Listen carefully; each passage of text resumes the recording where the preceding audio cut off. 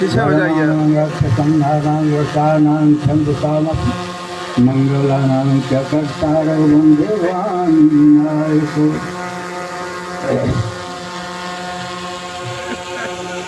परम आदरणीय, परम सम्मानित कन्या पक्ष के समग्र संबंधित इष्ट मित्र, अतिथि कुटुंब, आगत अनागत तथागत, मैं आप सबों के समक्ष अभी जो अभिनंदन पुत्र का श्रवण किया, वाचक के द्वारा के संदर्भ में मैं कुछ आभार स्वीकार करने के लिए आपके समक्ष दो शब्दों में अपनी बात रखना चाह रहा हूँ। मेरे अतिथि इंग्लिश में होस्ट कहें,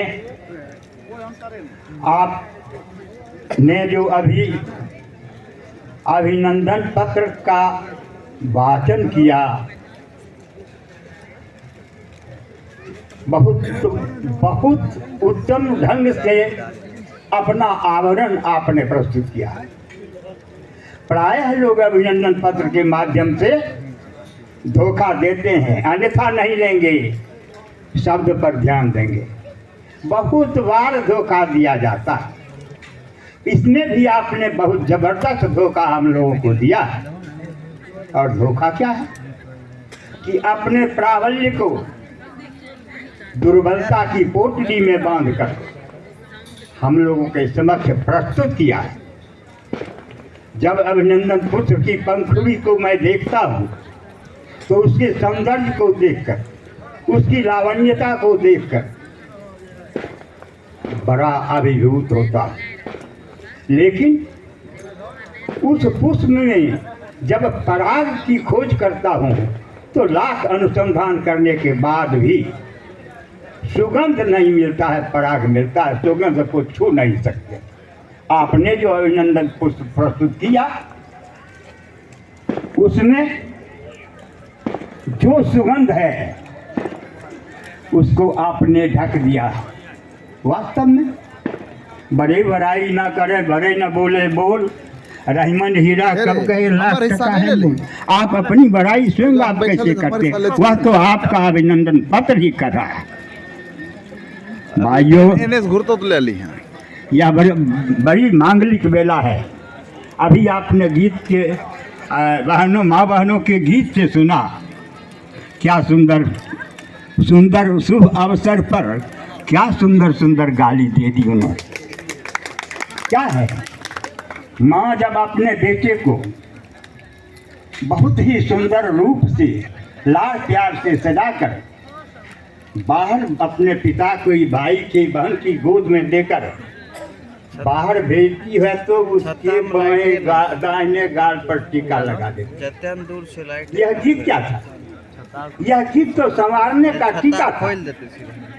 आप जितने सम्मानित हैं और आपका जितना भोजन रुचिकर हुआ, आपको कल मैंने देखा, जितनी शालीनता का परिचय आपने दिया, हम तो अभी हैं और सारे पहसारा के लोग आपकी बड़ाई कर रहे हैं।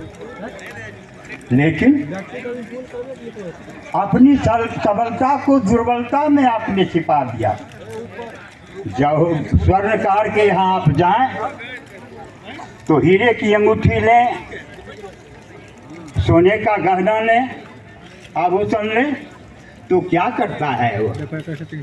पतले दुबले से रंगीन कागज में लपेटकर और कांच की डिब्बी में उसको रख देता है, आपको देता है।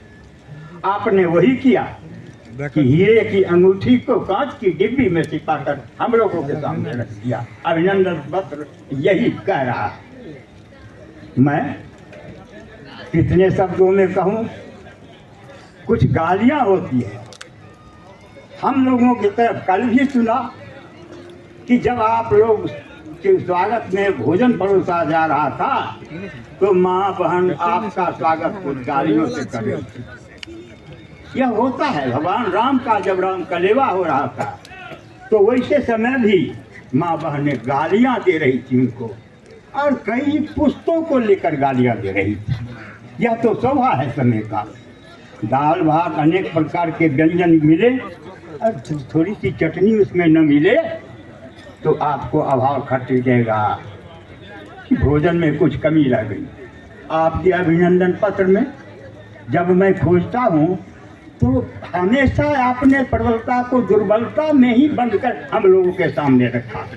आपने कितने प्रबल हैं, आपकी शोभा, आपका ये पंडाल, आपकी ये सारी कुर्सियाँ गवाह दे रही हैं कि आप कितने सबल हैं। लेकिन हीरा अपना मोल कैसे कहेगा। आपने अच्छा किया और हम सभी अभिभूत हैं आपके स्वागत से, सम्मान से, आपके सुंदर व्यवहार से। और ज़्यादा वक्त लूँगा तो उबाऊ हो जाएगा। मैं आप सभी संवेद हुए लोगों की ओर से, बाराती सराती की ओर से तुलसीदास जी की यही पंक्ति आप लोगों की सेवा में प्रस्तुत करता हूँ कि अचल रहे अहिवास तुम्हारा, जब लगी गंग जमुन की धारा। मैं दोनों पक्षों की ओर से वर वधू को लंबी सफल